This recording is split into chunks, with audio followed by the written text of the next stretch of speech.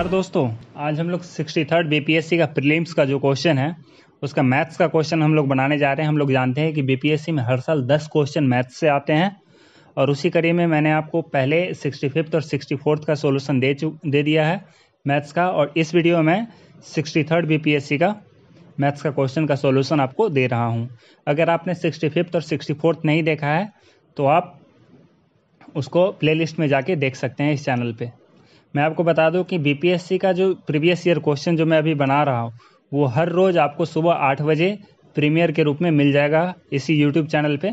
तो आप अपना टाइम भी फिक्स कर सकते हो कि 8 बजे आके आपको 15-20 मिनट का एक वीडियो रोज़ देख लेना है, ठीक है। तो चलिए हम लोग शुरू करते हैं। 141 नंबर क्वेश्चन है कि एक संख्या को 342 से भाग करने पर शेषफल 47 मिलता है।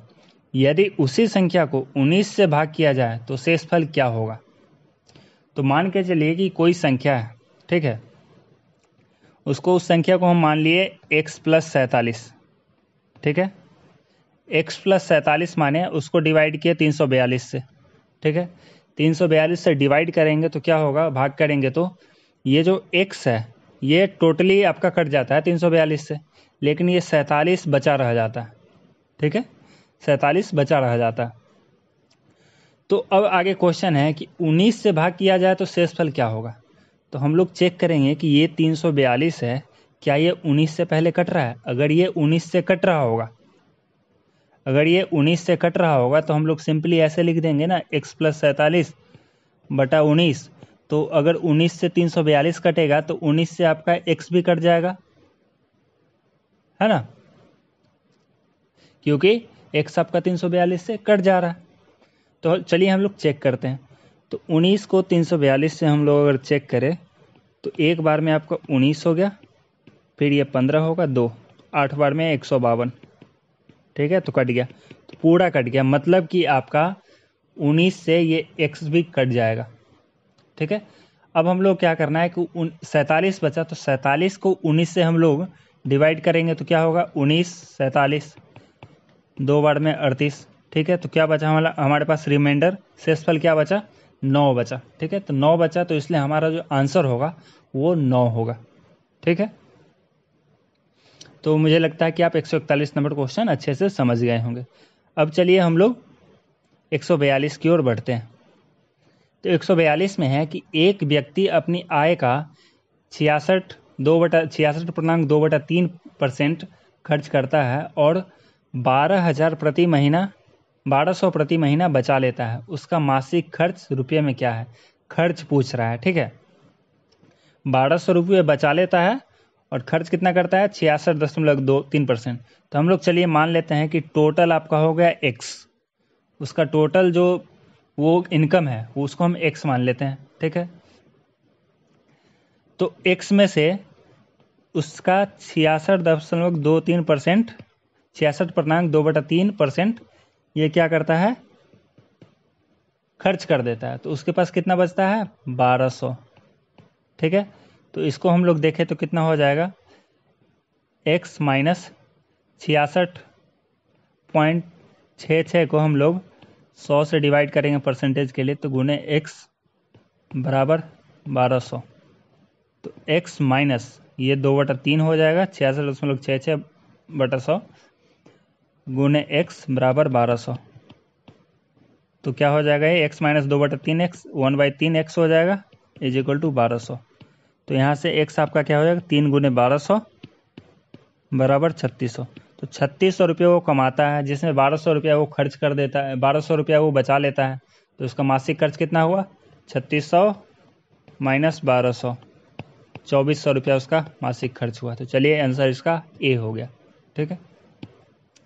मैं आपको पूरा एक्सप्लेन करके बता रहा हूँ हर क्वेश्चन को, ठीक है, ताकि आपको एक अच्छे से समझ में ये सब चीज़ आ सके।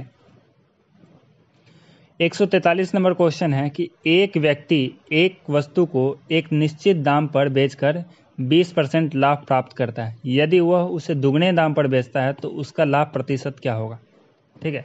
तो हम लोग मान के चलते हैं कि चलिए अगर 100 रुपया में वो बेच रहा है, 100 रुपया अगर किसी का दाम है, ठीक है, किसी वस्तु का दाम है, उस पर वो 20% लाभ लिया, तो कितना हो गया, कितना में बेचा वो, 120 रुपया में, ठीक है, 20% लाभ हुआ तो। अब बोलता है कि 120 रुपया नहीं बेच के इसका 2 गुना कर दे, मतलब 240 रुपया में बेचे तो उस पर कितना लाभ होगा। तो दाम तो आपका 100 रुपया ही था, बेच रहा है 240 में, ठीक है, तो लाभ क्या हो जाएगा आपका, 140 रुपया लाभ हो रहा है, ठीक है, और 100 रुपया दाम था, तो 140% आपका हो गया। 100 से 140% ज़्यादा हो गया ना, 100 रुपया समान है और 240 में उसको बेच रहा है, तो टोटल कितना लाभ हुआ, 140% का लाभ हो गया। 200 में बेचता तो 100% का लाभ होता, 240 में बेचा तो 140% का लाभ हुआ, ठीक है। तो 143 का आंसर ए हो गया, ठीक है। अब चलिए 144 नंबर क्वेश्चन हम लोग देखते हैं। 10 महिलाएं किसी काम को 7 दिन में पूरा करती है और उसी काम को 10 बच्चे 14 दिन में पूरा करते हैं। 5 महिलाएं व 10 बच्चे उस काम को पूरा करने में कितने दिन लगाएंगे, ठीक है। तो देखिए 10 महिला मिलके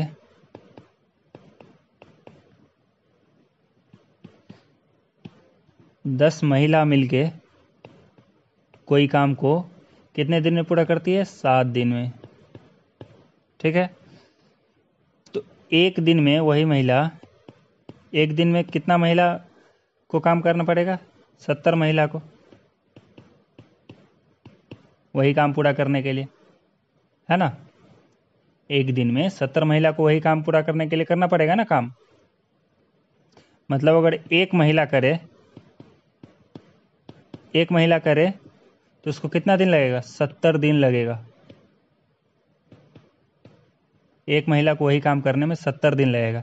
और उसी तरह आपका 10 बच्चा है, वो कितना दिन में कर रहा है काम को, 14 दिन में। तो एक बच्चा को कितना दिन लगेगा, 14 गुणे 10 मतलब 140 दिन लगेगा, ठीक है। तो एक बच्चा को वही पूरा काम करने में 140 दिन लग रहा है और एक महिला को वही काम करने में 70 दिन लग रहा है, ठीक है। तो अब क्या बोलता है कि 5 महिला और 10 बच्चा एक साथ काम करेगा तो पूरा काम को कितना दिन में पूरा कर लेगा, ठीक है। तो इसके लिए हम लोग कुछ नहीं करेंगे। एक महिला के लिए कितना था, 70 दिन, ठीक है। तो 5 महिला मिलके वो काम करेगी तो कितना दिन लग जाएगा, 70/5 14 दिन लगेगा, ठीक है। तो देखिए हम लोग कुछ नहीं करते हैं, अगर हम लोग को दिन में लिखना होता है तो 1/70, ठीक है, 1/70 मतलब 1/70 पार्ट ऑफ काम को करेगी ना एक महिला।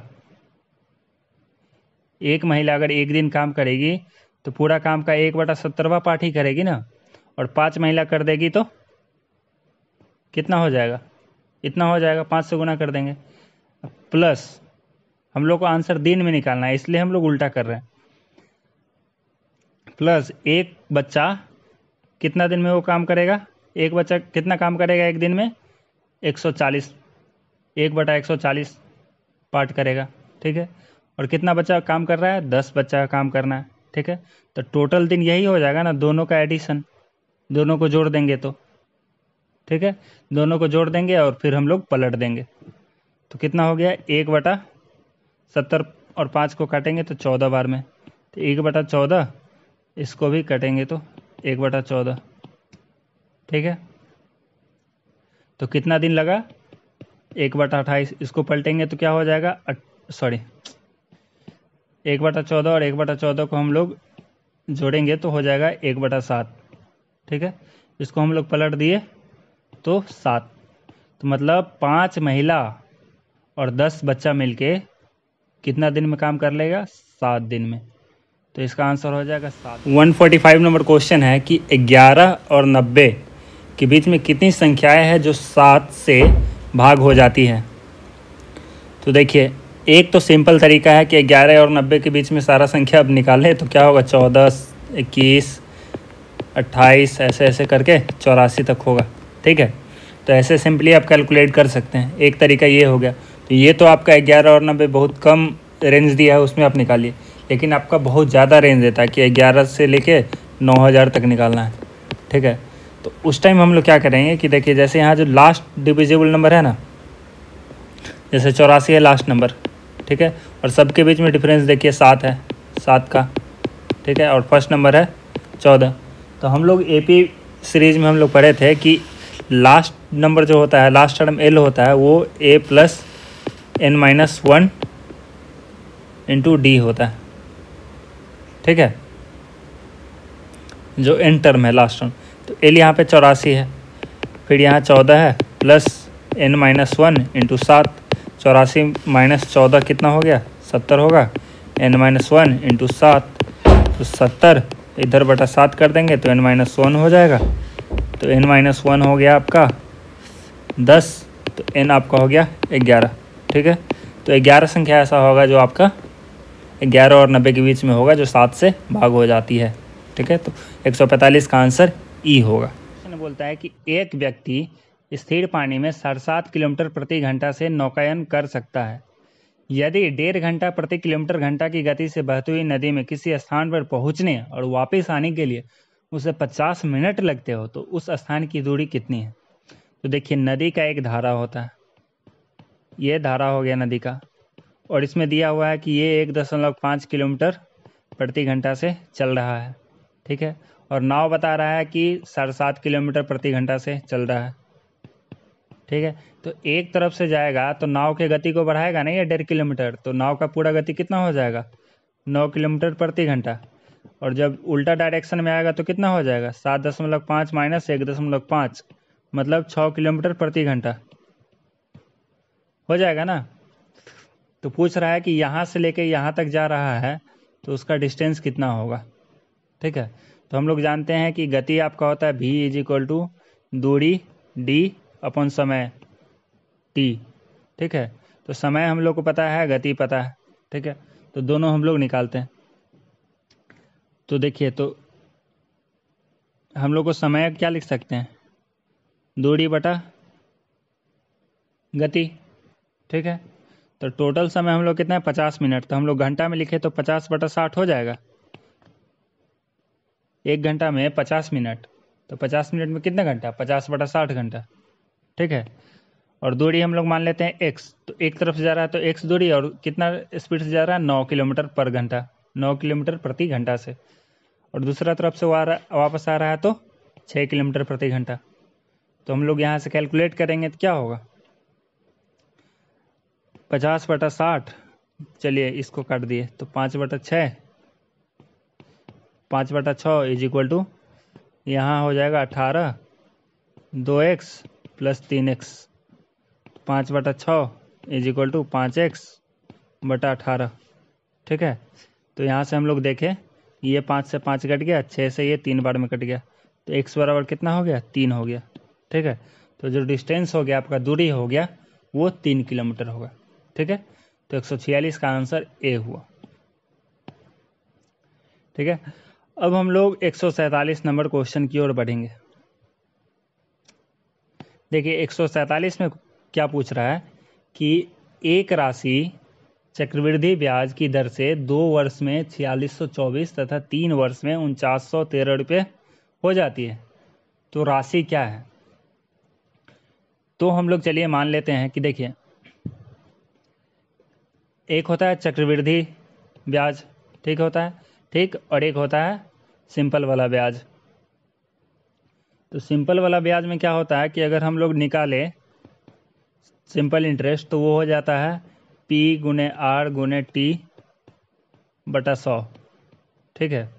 लेकिन वही कंपाउंड इंटरेस्ट में निकाले हम लोग तो वो कितना हो जाता है, अगर हम लोग कंपाउंड इंटरेस्ट निकाले तो वो हो जाएगा अमाउंट जितना हुआ माइनस P1 प्लस RY100, जितना टाइम होगा, जितना रेट दिया हुआ है आपका, तो जितना टाइम तक, ठीक है, ये हो गया। तो हम लोग क्या बोलता है कि आपको दूसरा वर्ष के अंत में 4624 रुपया था, ठीक है, और तीसरा वर्ष के अंत में 4913 हो गया, ठीक है। तो हम लोग क्या करेंगे कि ये क्या होता है, कंपाउंड इंटरेस्ट जो होता है आपका, चक्रवृद्धि ब्याज होता है ना, वो बहुत सारा सिंपल इंटरेस्ट का जो ब्याज होता है उसको ऐड करके, हर साल उसको ऐड करके होता है, ठीक है। तो हम लोग मान लेंगे कि आपका दूसरा वर्ष में जो 4624 है वो हो गया यही P हो गया तीसरा वर्ष के लिए। और तीसरा वर्ष के लिए कितना हो गया हम लोग का सिंपल इंटरेस्ट? 4913 माइनस 4624। ठीक है, मतलब हम लोग साल दर साल करेंगे ना, साल दर साल अगर हम लोग ऐड करते जाएंगे। चक्रवृद्धि ब्याज में क्या है कि आपका कई सालों का एक बार में निकल जाता है। ठीक है, उसको हम लोग ऐसे भी निकाल सकते हैं कि पहला साल का ब्याज, पहला साल का हम लोग निकाल दिए सिंपल वाला ब्याज, तो वो जितना अमाउंट हो गया ना वो फिर हो जाता है मूलधन हो जाता है। तो मूलधन हो जाता है तो फिर उस पर इंटरेस्ट लगने लगता है। फिर 2 साल बाद जितना पूरा अमाउंट हो गया वो फिर से मूलधन हो जाता है तीसरा साल के लिए, तो उस पर ब्याज लगने लगता है। ठीक है, ऐसे ऐसे होता है। तो हम लोग तीसरा साल में क्या देखें कि दूसरा साल के अंत तक 4624 मूलधन हो गया। ठीक है, तो उस पर ब्याज लगना शुरू हुआ तीसरा साल, तो 4913 हो गया। तो कितना तीसरा साल में ब्याज लगा? 4913 माइनस 4624, तो 289 हो जाएगा। ठीक है, तो सिंपल इंटरेस्ट यहाँ पे तीसरा साल में हो गया सिंपल ब्याज 289, और ये कितना था? 4624। ठीक है, गुणे आर निकालना है हम लोग को, और समय दिया हुआ है 3। ठीक है, बटा 100, इसको हम लोग गुना करेंगे तो आर हो जाएगा आपका 289 गुने 100, 289 गुने 100 बटा 4624 गुने 3। ठीक है, तो यहाँ से आर आपका आ जाएगा 6.25%। ठीक है, 6.25% आपका आर का वैल्यू आ जाएगा। ठीक है, अब हम लोग को इसमें निकालना क्या था? देखिए, निकालना था राशि। सबसे शुरू में जो राशि है तो वो हम लोग कैसे निकालेंगे? ये P निकालना है। ठीक है, तो 1 प्लस आर बटा 100 पूरा कितना साल? 3 साल। सॉरी, यहाँ पे जो ये था ना, ये 1 साल के लिए सिर्फ तीसरा साल में लगा था, तो 1, तो ये यहाँ पे 1 ही होगा, वहाँ से 6.25 आएगा। ठीक है, तो इस समय 3 साल लगेगा, तो 3 साल लग रहा है, तो अमाउंट टोटल कितना हो गया है 3 साल के बाद? 4913। ठीक है, ये P निकालना है। 1 पता है हम लोग को, 6.25 हम लोग यहाँ पे लिखे बटा 100, इसको होल क्यों करेंगे? तो यहाँ से हम लोग कैलकुलेट करेंगे तो P का वैल्यू आपका आ जाएगा 4096। ठीक है, तो ये कैलकुलेट करके 4096 आपका आंसर आ जाएगा। तो देखिए कौन सा ऑप्शन होगा? ऑप्शन सी आपका हो जाएगा। ठीक है, हम लोग क्या किए कि पहले हम लोग तीसरा साल को सिंपल इंटरेस्ट में निकाल लिए, तो वहाँ से हम लोग रेट पता चल गया कि कितना रेट है। ठीक है, और रेट पता चल गया तो फिर हम लोग पहला साल से शुरू से लेके अंत तक में हम लोग चक्रवृद्धि ब्याज लगा दिए। चक्रवृद्धि ब्याज लगा दिए तो शुरू में कितना पैसा था वो निकल गया। ठीक है, तो चलिए ये क्वेश्चन हो गया। अब हम लोग को 148 निकालना है। ठीक है, 148 है। ये देखिए, ये सब क्वेश्चन कॉमर्स वाला का। एक व्यक्ति 20 रुपया मूल्य के शेयर 9% लाभांश अदा करके खरीदता है। वह अपने धन पर 12% ब्याज चाहता है। प्रति शेयर का बाजार भाव कितना है, मतलब मार्केट वैल्यू कितना है? एक होता है फेस वैल्यू, एक होता है मार्केट वैल्यू। ठीक है, तो मार्केट वैल्यू यहाँ पे बाजार भाव पूछ रहा है। तो देखिए 20 रुपये मूल्य के शेयर पर 9% लाभांश है। ठीक है, 20 रुपया पे 9% का लाभांश मिल रहा है। ठीक है, तो 20 रुपया पे उसका डिविडेंड कितना हो जाएगा? 9/100 गुने 20 बराबर ₹9/5, मतलब 9/5 रुपया उसका डिविडेंड हो गया। मतलब डिविडेंड बोले तो हिंदी में लाभांश। ठीक है, लाभांश हो गया। अब वो क्या कहता है कि उसको अपने धन पर 12% ब्याज चाहिए। ठीक है, 12% ब्याज चाहिए, मतलब कि अगर वो 100 रुपया खर्च करेगा, अगर 100 रुपया वो खर्च करेगा तो उस पर उसको 12 रुपया लाभांश चाहिए। ठीक है, तो 100 रुपया पे उसको 12 रुपया लाभांश चाहिए, ये सॉरी ब्याज चाहिए। तो 1 रुपया पे उसको कितना चाहिए? 1 रुपया पे कितना चाहिए उसको टोटल? 100 बटा 12। 1 रुपया पे उसको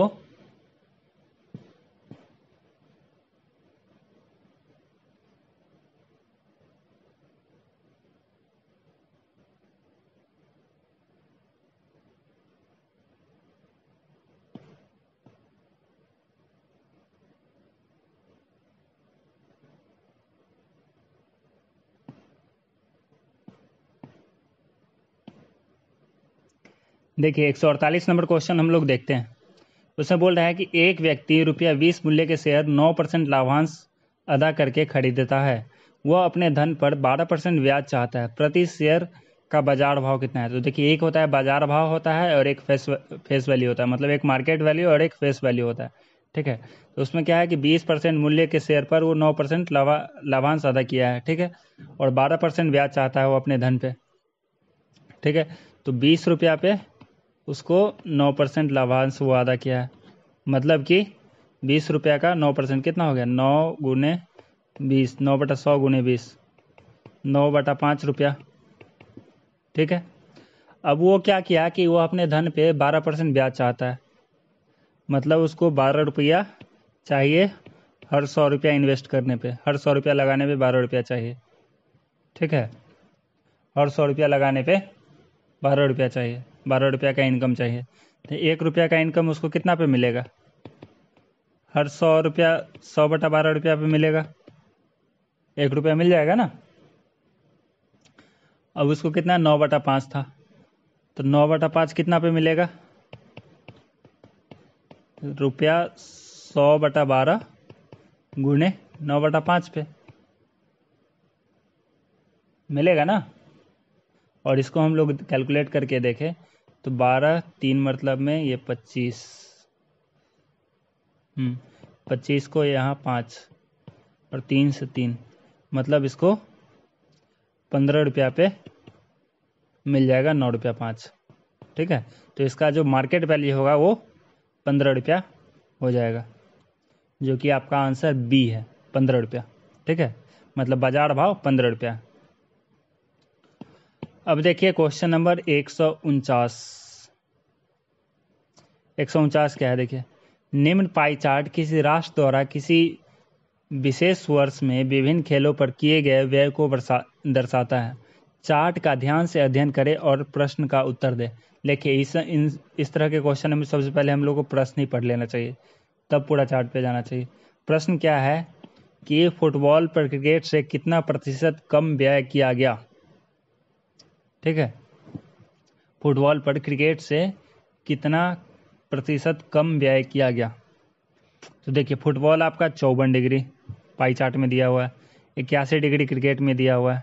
ठीक है, तो फुटबॉल के क्रिकेट के रिस्पेक्ट में क्रिकेट के तुलना में कितना परसेंट कम किया गया? तो ये सिंपल है, 81 डिग्री माइनस 54 डिग्री बटा किसके तुलना में है? क्रिकेट के तुलना में 81, तो 27/81। ठीक है, और प्रतिशत में पूछ रहा है तो गुणे 100 कर देंगे। ठीक है, 1/3, तो ये हो जाएगा 33 1/3। 100/3 को 33.1/3 लिख सकते हैं, तो 33.33 हो गया आपका आंसर। तो ऑप्शन ई हो गया। ठीक है, अब इसी में देखिए, अगर इसमें पूछता कि फुटबॉल से कितना प्रतिशत ज़्यादा उसको मिला टोटल में। ठीक है, तो टोटल में 360 डिग्री रहता है, तो 360 डिग्री में 100% होता है, तो 54 डिग्री में कितना होगा? 100/360 गुने 54%, मतलब 15%। तो 15% ये हुआ फुटबॉल पे, और क्रिकेट पे कितना हुआ? 81, मतलब 100/360 गुने 81, ये 2.5, मतलब 25% ये हो गया। ठीक है, तो अगर ऐसे टोटल में पूछता तो हम लोग बोलते हैं कि 10%, 25 - 15, 10% ज़्यादा है। ठीक है, लेकिन चूंकि पूछ रहा है कि क्रिकेट की तुलना में कितना परसेंट कम है, तो क्रिकेट की तुलना में 33.33। ठीक है, अब क्वेश्चन नंबर 150 है। एक व्यापार में ए रुपया 36,000 का निवेश करता है, कुछ माह पश्चात उससे बी 57,000 रुपये के साथ जुड़ता है।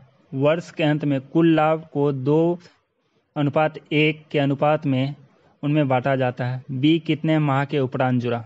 ठीक है, मतलब एक कोई आदमी है, वो बिजनेस शुरू करता है 76,000 रुपया लगा के, कुछ माह बाद उसका एक और दोस्त आता है बी, वो उसमें कुछ 57,000 रुपया लगाता है, और उसके साल भर के बाद जब पूरा लेखा जोखा होता है तो क्या होता है कि जितना नाफा हुआ ना, उसमें से 2 अनुपात मिल गया, इसको 2 भाग मिल गया ए को, और बी को 1 भाग मिल गया। ठीक है, तो इसमें पूछ रहा है 2 अनुपात मिल गया आपको, किसको? व्यापारी ए को, और 1 अनुपात मिल गया व्यापारी बी को। तो देखिए, तो इसमें क्या करेंगे हम लोग कि हम लोग को पता करना है कि कितना महीना बाद वो जुड़ा है। ठीक है, तो हम लोग क्या करेंगे कि 76, अगर हम लोग माने कि अगर हम लोग मानते हैं कि एक साल में कितना महीना होता है? 12 महीना। ठीक है, तो अगर वो 76,000 रुपया लगाया तो उसका नफा तो 12 महीना तक उसको मिला होगा, 12 महीना तक मिला होगा ना उस कंपनी को। और दूसरा जो आया होगा तो उसको जितना महीना में वो रहा होगा, 57,000 रुपया लगाया, तो उतना ही महीने तक ना उसको नफा मिलेगा, सालों भर का नफा तो मिलेगा नहीं, है ना। तो हम लोग क्या करेंगे कि इसको हम लोग करेंगे कि 76,000 को हम लोग 12 से गुना कर देंगे। अब भाग कर देंगे हम लोग कितना से? 57,000 गुना x से, मतलब जितना महीना बाद वो जुड़ा है। ठीक है, और उसको बराबर कर देंगे हम लोग 2:1 से। ठीक है, तो वहाँ से x का वैल्यू निकल जाएगा। x का वैल्यू निकल गया मतलब आपको पता चल गया कि उसको कितना महीना तक का पैसा मिल रहा है, कितना महीना वो बिजनेस किया साथ में। ठीक है, तो इसमें आपको क्या निकालना है कि कितने माह के उपरांत जुड़ा। तो कितने माह के उपरांत जुड़ा तो वो कितना हो जाएगा कि जितना महीना तक बिजनेस किया ना, 12 में से उसको घटा देंगे। तो अगर मान के चलिए कि 8 महीना तक वो करता, तो 12 में से 8 घट जाएगा तो 4 हो जाएगा, इस टाइप का होगा। तो आपको क्या करना है कि मैं 150वां नंबर आपको समझा दिया हूँ, आपको इसको खुद से इसके बाद अब सोल्व करना है, और कमेंट में आपको इसका आंसर लिखना है कि आपका 150 का आंसर क्या होगा। ठीक है, तो स्टूडेंट आज के लिए इतना ही। अगर आपको ये वीडियो पसंद आता है तो लाइक करें, कमेंट भी करें, और अपने दोस्तों से भी शेयर करें। और हाँ, एक बार और मैं बता देना चाहता हूँ कि बीपीएससी का जो भी मैं अभी प्रीवियस ईयर का जो सीरीज़ ला रहा हूँ, वो आपका रोज़ सुबह 8 बजे physics on your tips channel पे आता है। ठीक है, तो रोज़ सुबह 8 बजे आप सब काम छोड़ छाड़ के मोबाइल के सामने या लैपटॉप के सामने बैठ जाइए और इसको रोज़ देखिए, क्योंकि अभी 5-6 महीना बचा है, बीपीएससी प्रीलिम्स का 5-6 महीना बचा है। लोग क्या करते हैं, एग्ज़ाम के टाइम जाके तैयारी करते हैं इसका। तो एग्ज़ाम के टाइम जाके तैयारी करते हैं तो उस टाइम थोड़ा सा से कटअप से आपका 2-4 नंबर कम हो जाता है, और ऐसे भी कटअप तो ज़्यादा जा रहा है। तो अभी से अगर आप मेहनत करेंगे तो आपको इसका फ़ायदा दिखेगा। और बहुत लोगों का क्या होता है कि मैथ्स में ही वो लोग नहीं बना पाते हैं, मैथ्स पुअर होता है। तो अभी से ही आप मैथ्स का प्रैक्टिस कीजिए, यहाँ पे वीडियो देखिए, बहुत सारा चीज़ आपको समझ में आएगा। और हर साल एक ही तरह का क्वेश्चन मैथ्स वगैरह में ही पूछता है। तो प्रीवियस ईयर अगर आपको पूरा एकदम अच्छे से पता हो ना, तो आप नो डाउट 10 में से 8 क्वेश्चन ज़रूर सही कर लोगे मैथ्स का। ठीक है, तो इसलिए आप हमारे साथ बने रहें। इस वीडियो को लाइक करें, शेयर करें। अगर आपने इस चैनल को सब्सक्राइब नहीं किया है, सब्सक्राइब कर लें, बेल आइकन को दबाना ना भूलें, ताकि जब भी वीडियो प्रीमियर होगा रोज़ तो आपको नोटिफिकेशन चला जाएगा। ठीक है, तो आज के लिए इतना ही। Thank you very much.